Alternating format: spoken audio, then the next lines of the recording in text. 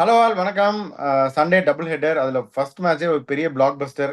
KKR versus RCB. பீடாக் welcome to the show. RCB வந்து KKR இந்த வாட்டி 2வது டைம் மீட் பண்றாங்க. லாஸ்ட் டைம் சின்னசாமியில தான் அந்த நரேன் அடிக்க ஆரம்பிச்சார் ஓப்பனிங் வந்து. அதுக்கப்புறம் இப்பதான் வந்து திருப்பி ஆர்சிபி வந்து இப்போ கொல்கட்டாக்கு டிராவல் பண்றாங்க. ஈடன் கார்டன்ஸ்ல மேட்ச், மத்தியான மேட்ச். இந்த மேட்சை பத்தி என்ன நினைக்கிறீங்க? ஒரு ஃபேமஸ் டைலாக் அது உங்களுக்கும் பிடிச்சிருக்கும். ஒரு தடவை தான் தவறும் தெரியல. நிறைய ஆனா வியூவர்ஸ் ஆர்சிபி ஒரு 7-8 தடவை தவறிடுச்சு. இப்போ வியூவர்ஸ் என்ன மூஞ்சியில குத்தணும்னு பார்ப்பாங்க. அதாவது இப்ப என்ன சொல்றோம், அப்படியே எல்எஸ்ஜி ஜெயிச்சது அப்படியே எல்லாம் அப்படியே வந்துட்டு இருக்காங்க. இப்போ லாஸ்ட் டைம் சொன்னோம் ஆர்சிபி வந்து 7க்கு 7 ஜெயிக்கணும் அப்படின்னு. இப்ப இந்த மேட்ச் ஜெயிச்சாங்கன்னா அப்படியே ஒரு மாதிரி என்னடா அதுன்ற மாதிரி ஆயிடும் டேபிள். ஆனா வந்து they're running into in form KKR. Last match தோத்தாலும் அவங்க எப்படி ஆடினாங்க அப்படின்னு எல்லாமே பார்த்தாங்க. இப்ப இங்க வந்து உங்களுக்கு எப்படின்னா, batting first 193 for 6, batting second 172 for 7. அதை அப்படியே வந்துட்டு ஆனஸ்ட்லி ஸ்பீக்கிங் வந்து லாஸ்ட் கேம்ல வந்து பொய்யாக்குனாங்க ரெண்டு டீமும்.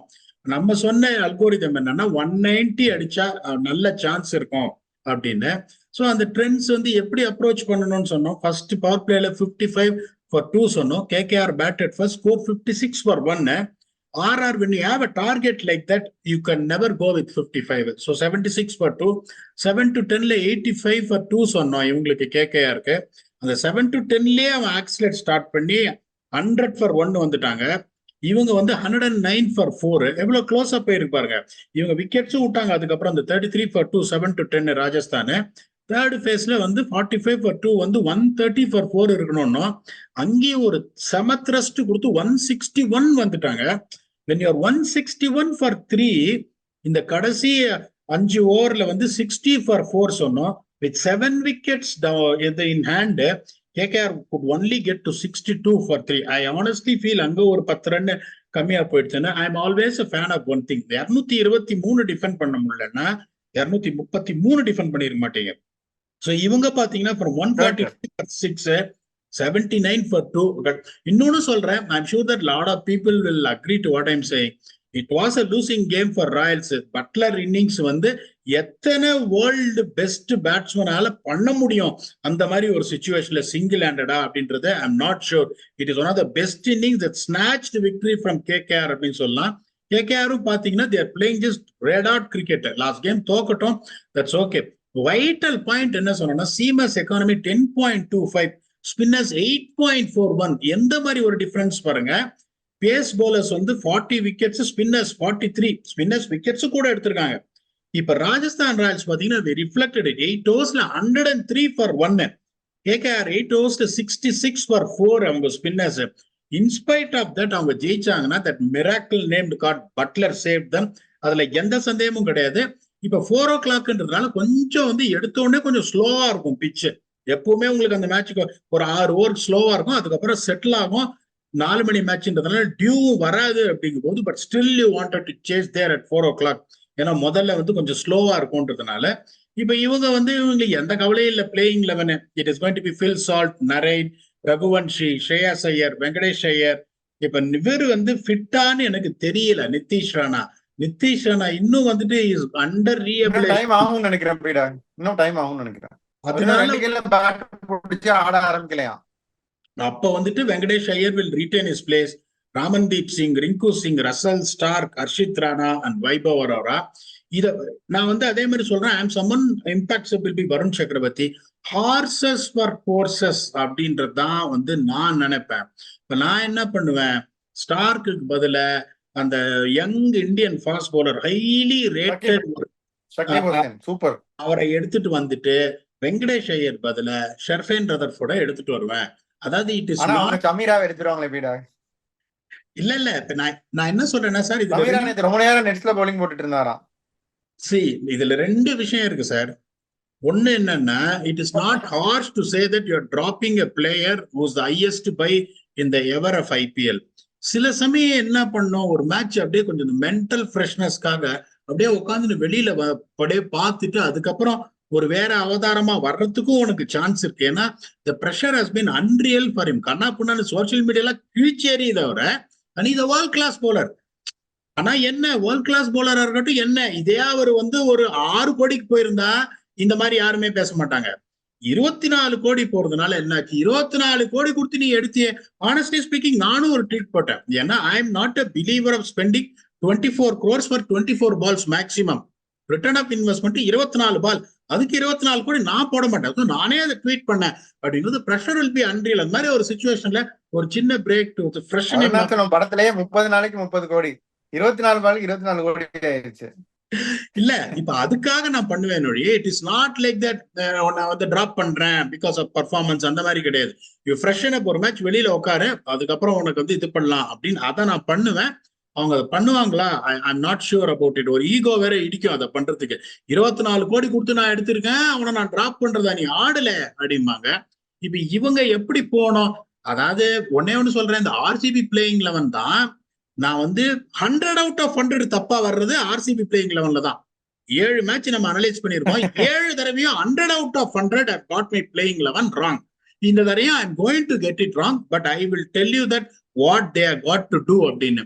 அங்க வந்து கோலி இல்ல சார், நம்ம ஒரு லெவலுக்கு மேல அவங்க என்னன்னா, நிறைய பேர் எப்படி தெரியுமா யோசிப்பாங்க, இந்த மாதிரி தோக்குறோம் சேஞ்சஸ் பண்ணா you are pressing the panic button. அப்ப அந்த லாங்குவேஜ் எல்லாம் பேசாதீங்க, this is the time you to rise up அப்படிங்கும் போது அந்த மத்தவன் சொல்றத பத்தி எல்லாம் கவலைப்படாத. அந்த காம்பினேஷனுக்கு, அந்த ஆப்போசிஷனுக்கு யாரு தேவைப்படுவாங்க, அவனை நீ உள்ள ஆடு. சோ அந்த மாதிரி ஒரு இதுல what I honestly feel is Kohli to open with Faf, 1 down Jacks, Patidar, followed by Lumror, followed by Cameron Green, Dinesh Karthik, one of the spinners, Karan Sharma or Swapnil Singh, one of the seamers, Reece Topley or Lockie Ferguson, comes back Siraj and Yash Dayal, an impact sub has to be Vaishak Vijaykumar.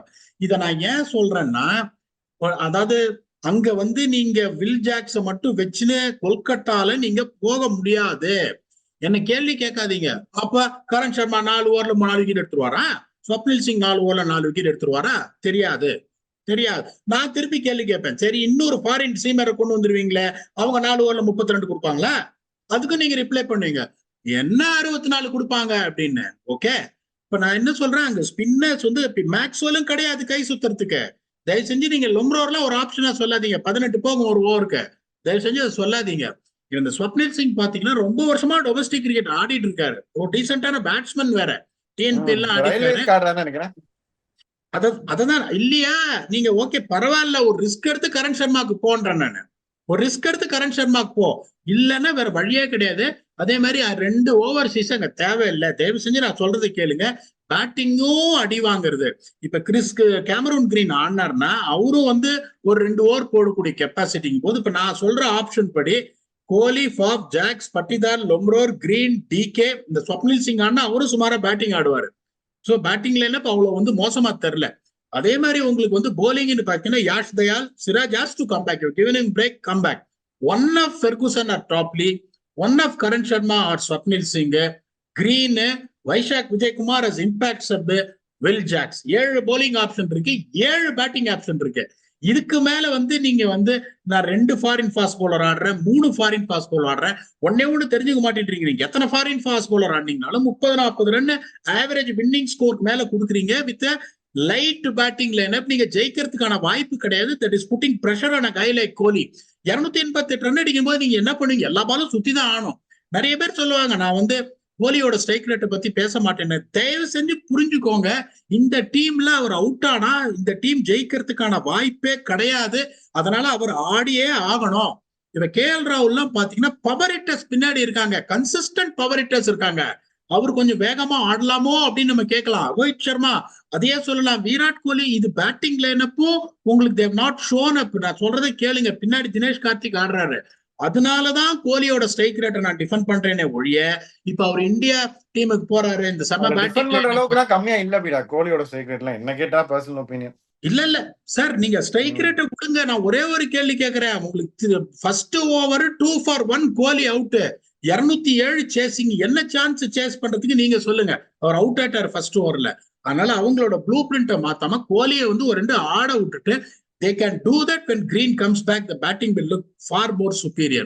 So இங்க பாத்தீங்கன்னா உங்களுக்கு வந்து கல்கட்டால எடுத்த உடனே இந்த 6 ஓவர்ல start கிடைக்கணும். எப்பவுமே கல்கட்டால ஸ்டார்ட் கிடைக்கணும்.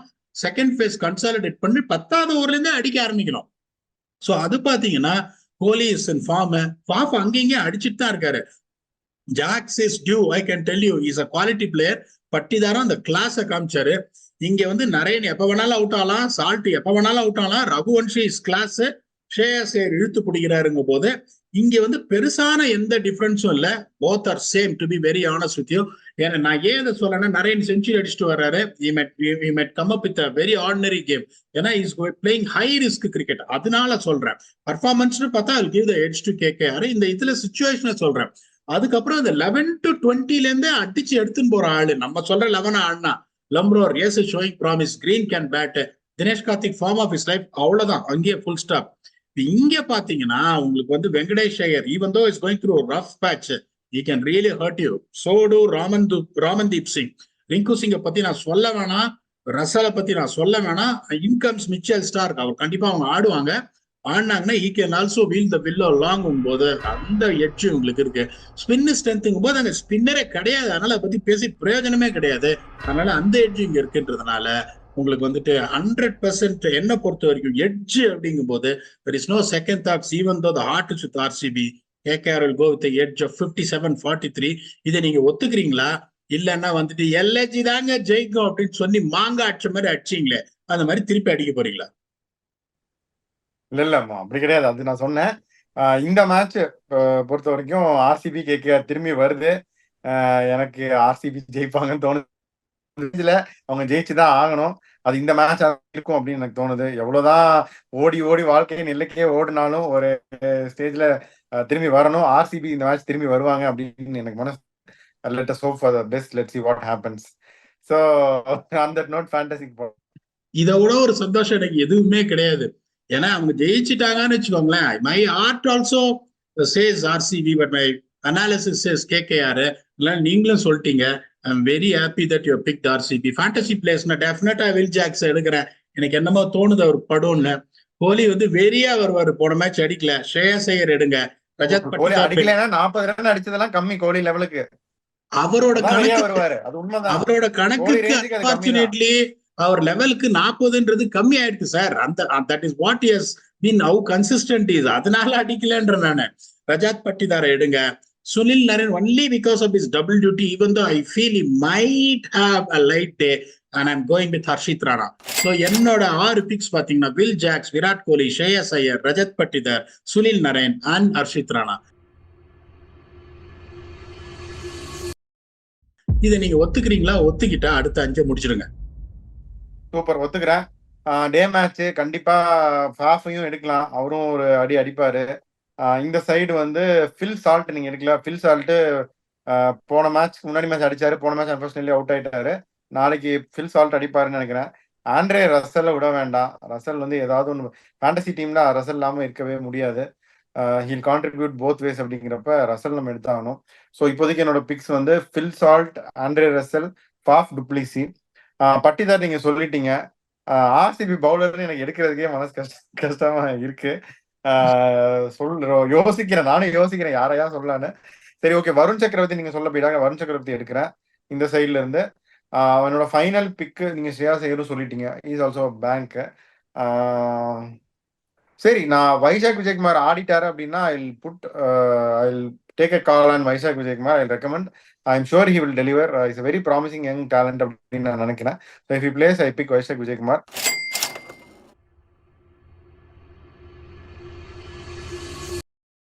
ஸோ ஆன் தட் நோட் எல்லாமே டிஸ்கஸ் பண்ணிட்டோம். ஆர்சிபி ஜெயிக்கும் அப்படின்னு ஒரு நம்பிக்கையில நம்ம சொல்றோம். உங்களுடைய ஃபைனல் தாட்ஸ் என்ன? நான் எதிர்பார்க்கிறேன் வந்து கேகேஆர் தான் ஸ்ட்ராங்கா இருக்காங்க, அதையும் நான் சொல்லிடுறேன். KKR are very strong, but RCB ஜெயிக்கும்னு ஒரு இதுதான். நீங்க சொல்லுங்க உங்களோட final thoughts. whatever it is, என்ன பொறுத்த வரைக்கும் there are individual players who can really come there and turn the match all aside with one performance. RCBக்கு நிறைய சிராஜ் பாத்தீங்கன்னா இந்த டோர்னமெண்ட்டுக்கே வரல, டப்புன்னு நாளைக்கு வந்து ஒரு ஆடி ஒரு 3 ஓவர்ல 3 விக்கெட் அப்படியே நிப் பண்றதுக்கு சான்ஸ் இருக்கு. இந்த டோர்னமெண்ட்டுக்கு அவர் வராமலே இருந்தா அடுத்த டோர்னமெண்ட்டுக்கு அவர் போகாமலே இருந்துருவார் பீடா. அததான் சொல்றேன், அது சான்ஸ் இருக்கு. அதுக்கப்புறம் பாத்தீங்கன்னா தினேஷ் கார்த்திக் அடிச்சுட்டே இருக்காரு. வில் ஜாக்ஸ் யாருன்னு நிறைய பேருக்கு தெரியல. சோ மேட்ச் வின்னர்ஸ்ங்கிறது Faf du Plessis is a match winner, let's accept it. Kohli is a match winner. Green வந்துட்டு இஸ் டிஸ்ட்ரக்டிவ்.